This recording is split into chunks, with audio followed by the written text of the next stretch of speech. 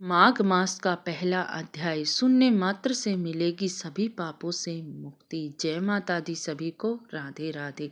आज मैं आपको माघ मास का पहला अध्याय सुनाने के लिए जा रही हूँ, जिसको सुनने मात्र से मिल जाएगी सभी पापों से मुक्ति।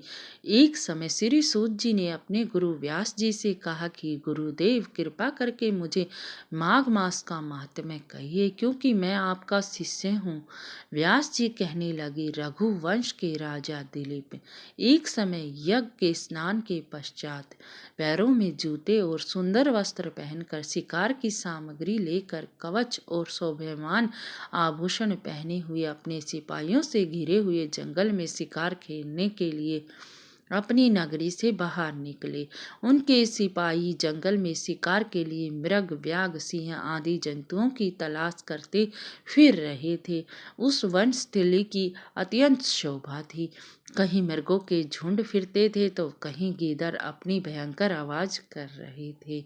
कहीं उल्लू बैठे थे, कहीं सिंहों के पंचीनों से घायल मृगों के रक्त से भूमि सनी हुई थी, कहीं दूध से भरी थनों वाली सुंदर भैंसें फिर रही थी, कहीं सुगंधित पुष्प और हरी भरी लताएं वन में शोभायमान को और भी अधिक बढ़ा रही थी। कहीं बड़े बड़े पेड़ खड़े थे, कहीं उन पेड़ों पर बड़े बड़े अजगर और केचुलियां लिपटी हुई थी। उसी समय राजा ने अपने सिपाहियों के बाजे की आवाज सुनकर एक मृग वन में से निकलकर भागने लगा। बड़ी बड़ी चौकड़ियां भागता हुआ आगे बढ़ा। राजा ने उसके पीछे अपना घोड़ा दौड़ाया, परंतु मृग पूरी शक्ति से भागने लगा। मृग कांटेदार वृक्षों के एक जंगल में घुस गया और राजा भी उसके पीछे वन में प्रवेश किया, परंतु दूर जाकर मृग ने राजा की दृष्टि से ओझल होकर निकल गया।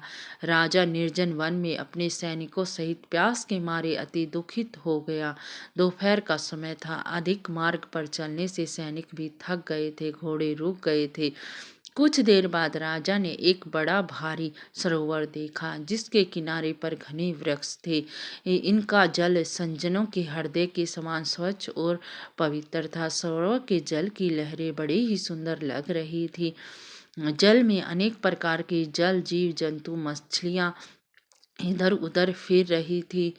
इस समय एक मगरमच्छ भी था। किसी किसी जगह लोभी के समान सीमाल भी पड़ रही थी। जैसे विपरीत में पेड़ हुए लोगों को दुख को हरने वाले दानी पुरुष के समान यह सरोवर अपने जल को सभी को सुखी कर रहा था, जैसे मेघ चातक के दुख को हरता है। इस सरोवर को देखकर राजा की थकावट दूर हो गई। रात्रि को राजा ने विश्राम किया और सैनिक पहरा देने लगे, चारों तरफ फैल गए। रात के अंतिम समय में शूकरों के एक झुंड ने आकर सरोवर के में पानी पिया। कमल के झुंड के पास आया, तब शिकारियों ने सावधान होकर शूकरों पर आक्रमण किया, उनको मारकर पृथ्वी पर गिरा दिया। उस समय सब शिकार कोलाहल करते हुए बड़ी प्रसन्नता से राजा के पास गए। राजा प्रभात हुआ देखकर उनके साथ अपनी नगरी की तरफ चल पड़ा, जिसका शरीर तपस्या और नियमों के कारण बिल्कुल सूख गया था, जो मृगछाला और वक्ल पहने हुए था और नख, रोम रोम और केश धारण किए हुए था। राजा ने ऐसे घोर तपस्वी को देखा, बड़ा आश्चर्य से उसे प्रणाम किया और हाथ जोड़कर खड़ा हो गया। तपस्वी ने राजा से कहा, हे राजन, इस पुण्य शुभ माघ में सरोवर को छोड़कर क्यों जा रहे हो?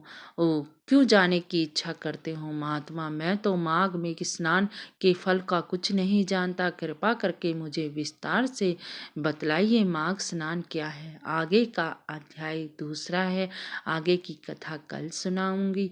यही पहला अध्याय समाप्त हो जाता है माघ मास का। अच्छा जी, माघ मास का अध्याय जरूर सुने और नाम जपन करते रहें। हरे कृष्ण कृष्ण कृष्ण हरे हरे, हरे राम राम राम राम हरे हरे। कमेंट में राधे राधे जरूर लिखें।